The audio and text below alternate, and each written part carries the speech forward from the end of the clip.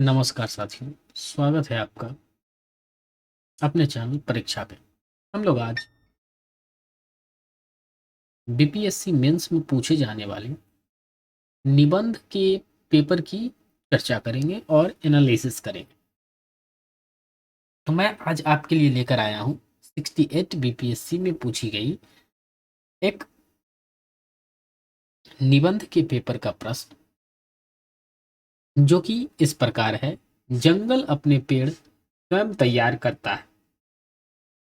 यह लोगों के जंगल में आकर बीज फेंकने का इंतजार नहीं करता है।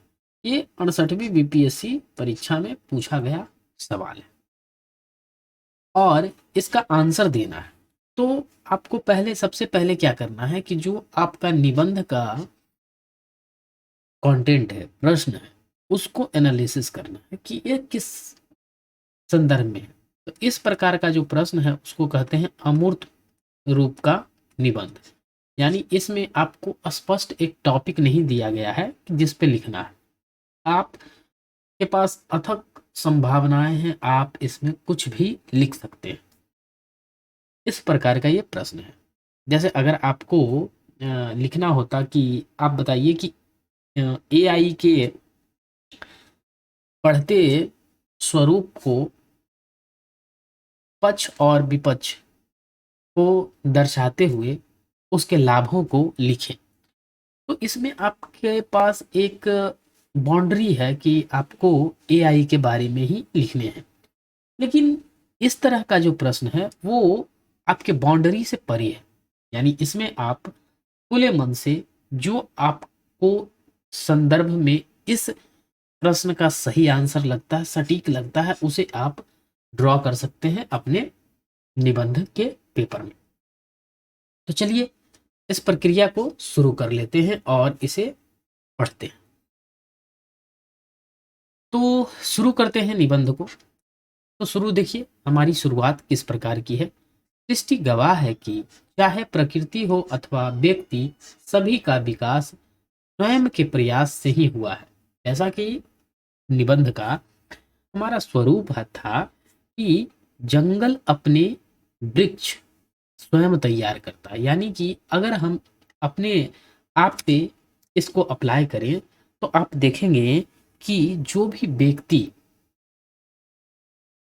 का व्यक्तित्व है वो उसके खुद के प्रयास से है।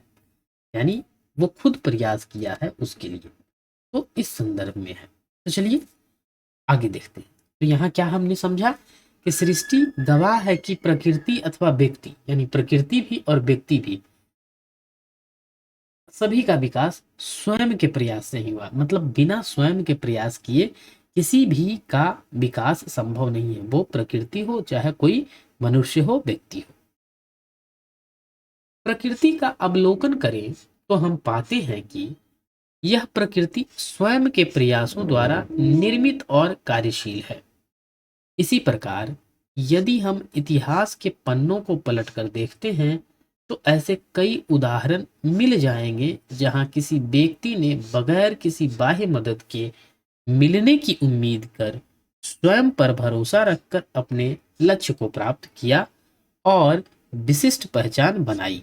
यानी कि जो आप इतिहास को अगर ऑब्जर्व करेंगे तो आपको महसूस होगा कि जिसने भी स्वयं पर भरोसा करके, स्वयं की मेहनत पे भरोसा करके और प्रयास करके अपने काम को किया, वो सफल रहे और वो उनका व्यक्तित्व औरों से अलग रहा। आगे देखते हैं। ये कर्मठ और जुझारू व्यक्ति महापुरुष कहलाए। यानी जो स्वयं पे भरोसे करके स्वयं प्रयास किए वो क्या हुए कि महापुरुष कहलाए। पौराणिक कथाओं में हमें एकलव्य की कहानी सुनने को मिलती है। धनुर्विद्या की आकांक्षी एकलव्य ने गुरु द्रोण की प्रतिमा के आगे स्वयं कठोर अभ्यास कर धनुर्विद्या में महारत हासिल की थी। तो ये आपका कहानी था। आगे है, ऐतिहासिक काल में भी ऐसे उदाहरण मिलते हैं। महात्मा बुद्ध का है। बुद्ध ने किसी मदद या मदद की उम्मीद के बिना स्वयं कठोर तप त्याग कर निर्वाण प्राप्त किया।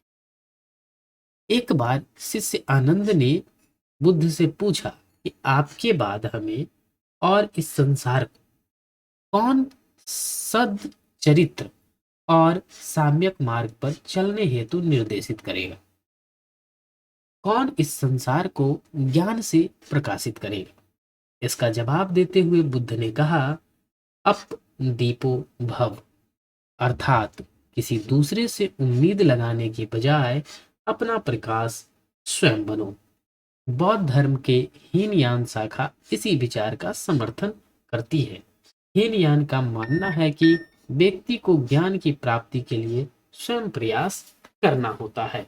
तो आप देख पा रहे हैं कि निबंध का जो स्वरूप है उसमें आप इस तरह की अमूर्त विषय के जो निबंध रहेंगे आपके, उसमें इस तरह की चीजों को आपको रिलेट करना पड़ेगा।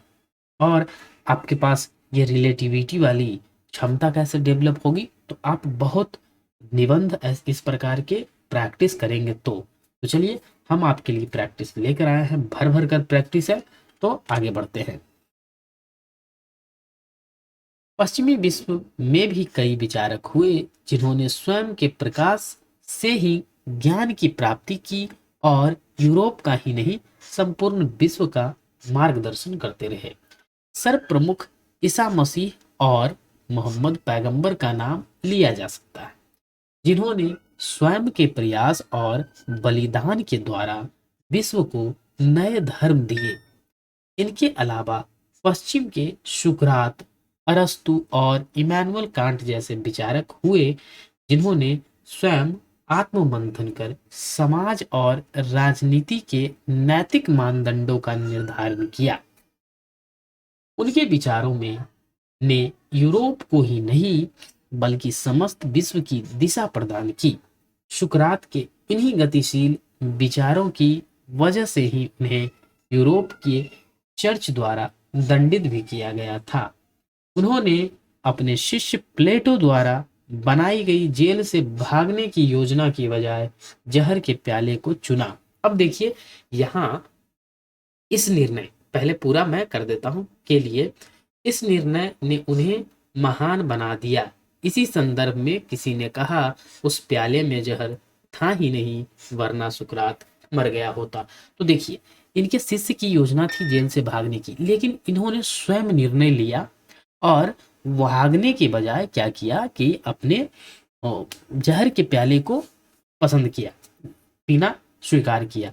तो ये इनके अपने निर्णय थे और इसी निर्णय की वजह से सुकरात क्या हुए कि बहुत बड़े फिलोसफर के नाम से प्रसिद्ध हो गए। तो स्व निर्णय, अगर आपके व्यक्तित्व को बढ़ाना है तो स्वयं निर्णय लेना पड़ेगा और उसे निर्णय के साथ चलना पड़ेगा। चलिए आगे देखते हैं। आधुनिक युग में भी ऐसे कई व्यक्तित्व देखने को मिलते हैं जिन्होंने स्व प्रेरणा और अपनी मेहनत के बल पर वैश्विक विकास प्रक्रिया में अपना योगदान दिया।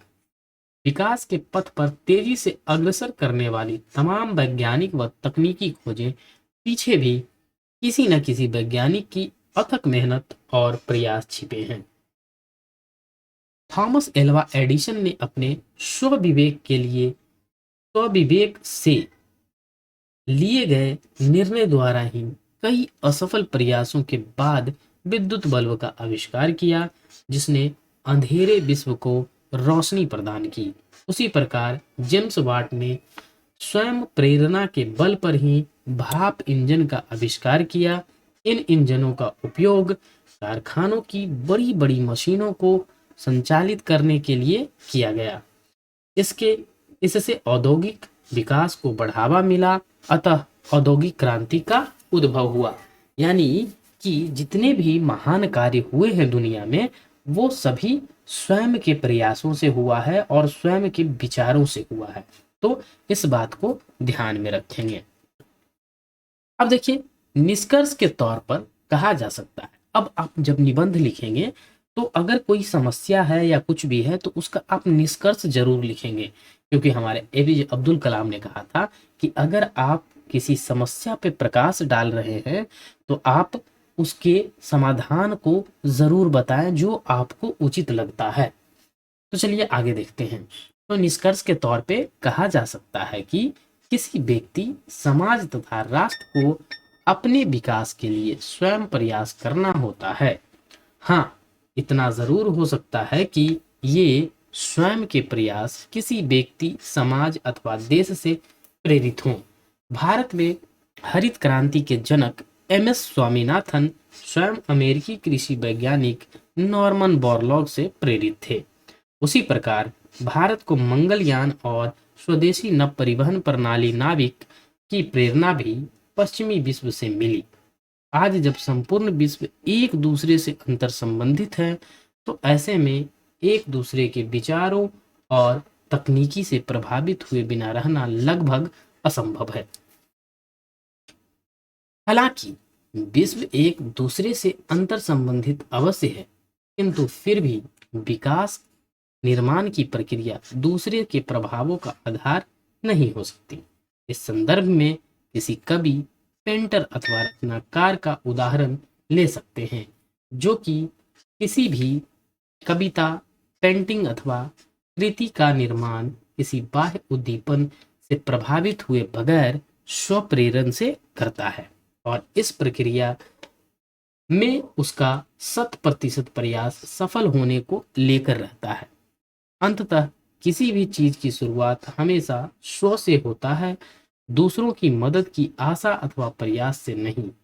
विचार स्वयं उत्पन्न होते हैं, दूसरे के प्रभाव से नहीं। स्वयं के प्रयास को ही महत्व देते हुए राष्ट्र कवि मैथिली शरण गुप्त लिखते हैं, नर हो न निराश करो मन को, कुछ काम करो, कुछ काम करो। तो यहाँ पे हमारा निबंध होता है समाप्त और मिलते हैं आपसे नए निबंध वाले टॉपिक में। तो अगर आप मेंस की तैयारी कर रहे हैं और निबंध पढ़ना चाहते हैं तो हमारे चैनल को सब्सक्राइब कर लें, और बीपीएससी से संबंधित बहुत सारे बिहार के एग्जाम से संबंधित हमारे चैनल पे चीज़ें अपलोड होती रहती हैं। तो आप नए नए अपडेट और जानकारी के लिए हमारे चैनल को सब्सक्राइब कर लीजिए। मिलते हैं नए वीडियो के साथ, तब तक के लिए धन्यवाद। जय हिंद।